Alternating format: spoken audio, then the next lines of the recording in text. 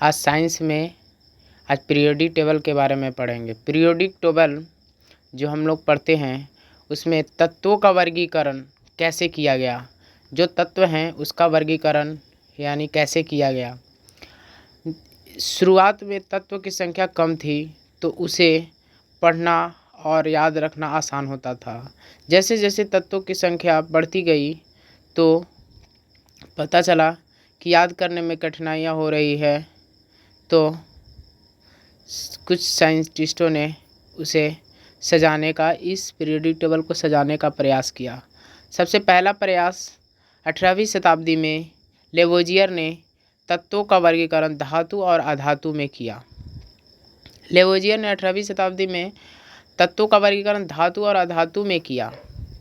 19वीं शताब्दी में के प्रारंभ में जर्मनी रसायन जॉन डोब्रेनर ने रसायन दृष्टि से सदृश तत्वों को 3-3 के समूहों में वर्गीकृत किया और ये समूह त्रियक कहलाए।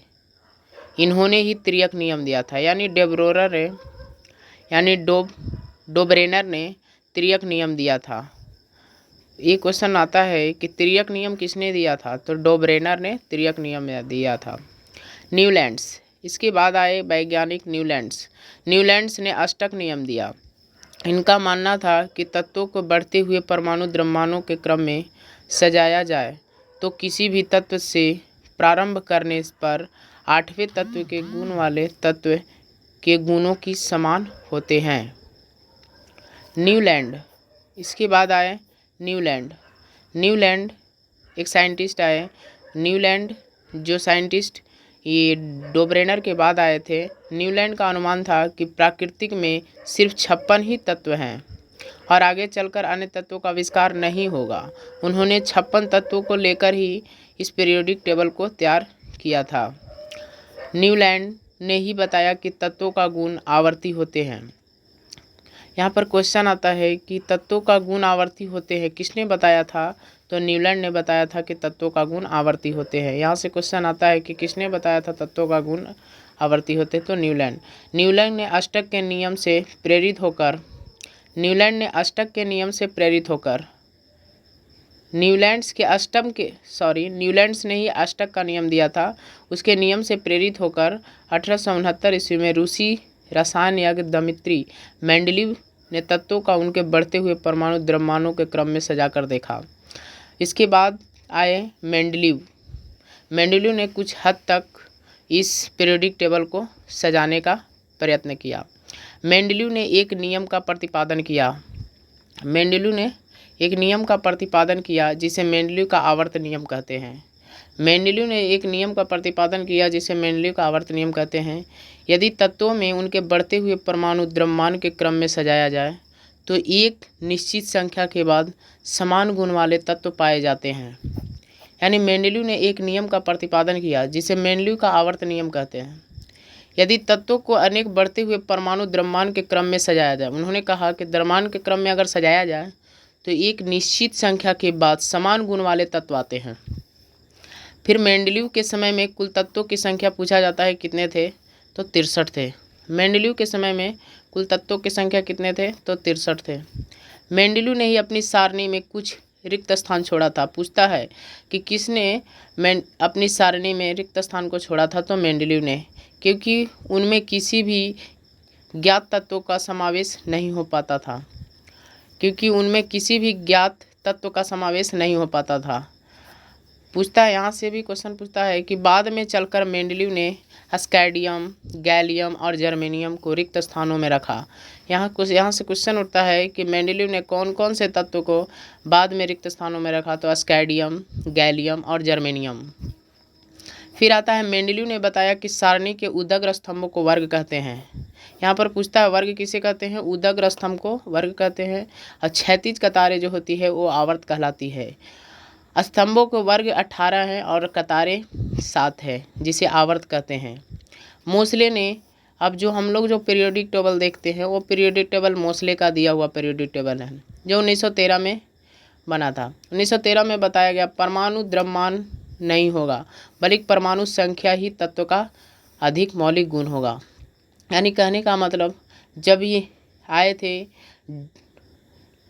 कौन, यहाँ पर एक साइंटिस्ट आए थे, मेंडलीव ने परमाणु द्रव्यमान के आधार पर सजाया था। और मोसले के आने के बाद 1913 के बाद इन्होंने परमाणु संख्या के आधार पर तत्वों का वर्गीकरण किया। यहाँ से पूछा जाता है कि मेंडलीव ने किस तत्वों का वर्गीकरण किसके आधार पर किया था, तो परमाणु द्रव्यमान के आधार पर किया था। तत्वों का भौतिक एवं रासायनिक गुण ही परमाणु संख्या के आवर्त फलन होते हैं। किसने बताया था, तो ये मोसले ने ही बताया था। अब आते हैं मोसले के आधार पर, यानी मोसले ने परमाणु संख्या के आधार पर तत्वों का सजाकर आवर्त सारणी को संशोधित रूप में प्रस्तुत किया, जिसे आधुनिक आवर्त सारणी कहते हैं। हमने बताया कि 1913 ईस्वी में आधुनिक आवर्त सारणी का निर्माण मोसले ने किया था। जो आवर्त सारणी हम लोग पीरियोडिक टेबल देखते हैं वो मोसले का दिया हुआ है। आधुनिक आवर्त सारणी में कुल तत्वों के 7 आवर्त और 18 वर्ग हैं। प्रथम आवर्त हीलियम और हाइड्रोजन और हीलियम में 2 तत्व होते हैं। द्वितीय आवर्त में 8 तत्व होते हैं, जो लिथियम से लेकर नियोन तक होता है। तृतीय आवर्त में सोडियम से लेकर आर्गन तक होता है, इसमें 8 तत्व होते हैं। चतुर्थ आवर्त में 18 तत्व होते हैं, जो पोटेशियम से लेकर क्रिप्टन तक होते हैं। पंचम वर्ग में भी 18 तत्व होते हैं, जो रोबिडियम से लेकर जेनॉन तक होते हैं। षष्टम में भी 32 तत्व होते हैं। और सप्तम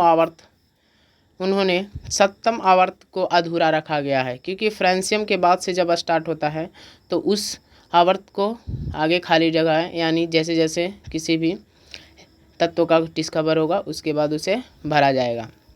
आवर्त सारणी में 4 ब्लॉक में बांटा गया है। पहले ब्लॉक एस ब्लॉक में बांटा गया। एस ब्लॉक 1 और 2 के तत्व आते हैं। पी ब्लॉक 13 और 18 के तत्व आते हैं। डी ब्लॉक के तत्व वर्ग 3 से 12 तक के आते हैं। 3 से यानी ये वर्ग बताया जा रहा है। एस ब्लॉक में 1 से तत्व आते हैं। पी ब्लॉक में 13 से 18 तत्व आते हैं। डी ब्लॉक और एक ब्लॉक है एफ ब्लॉक, जो नीचे में होता है, पीरियोडिक टेबल के नीचे वाले हिस्से में होता है। आवर्त सारणी के नीचे के 2 कतारों में लेंथेनाइड और एक्टिनाइड होते हैं। किसी आवर्त में बाएं से दाएं जाने पर तत्वों के ऑक्साइड की प्रकृति क्या होती है? प्रबल भास्मिक से क्रमशः घटकर प्रबल अम्लीय हो जाती है। यानी कहने का मतलब ये है कि किसी आवर्त में, यानी आवर्त सारणी में अगर हम लोग बाएं से दाएं जाने पर हमें ऑक्साइड की प्रकृति क्या होती है?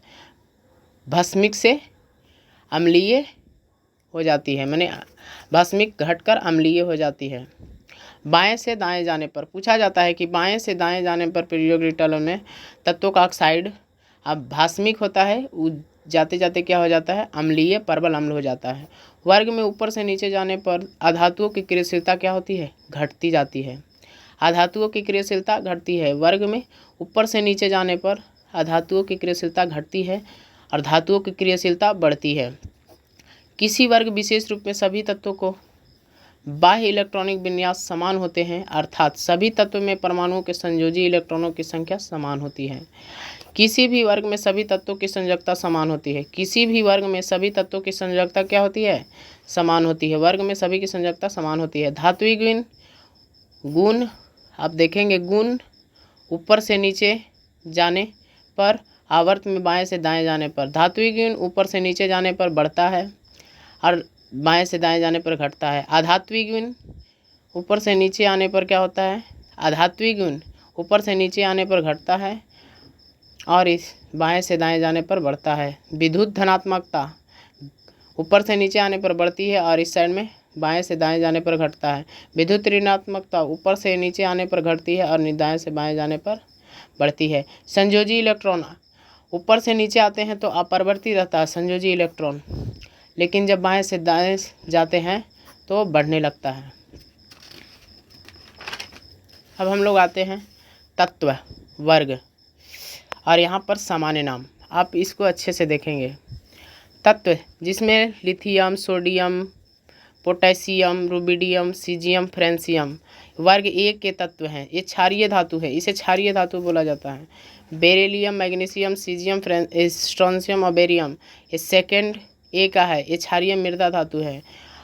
ऑक्सीजन, सल्फर, सिलिकॉन, टेलियम, पोलोनियम ये सब चालकोजन है। 7A का चालकोजन बोला जाता है। 7A 6 ए को चाल्कोजन बोलते हैं, 7 ए को हेलोजेंस बोलते हैं, ओ जो 18 होता है यानी 0 उत्कृष्ट गैस बोलता है, अक्रिय गैस निष्क्रिय गैस भी बोला जाता है।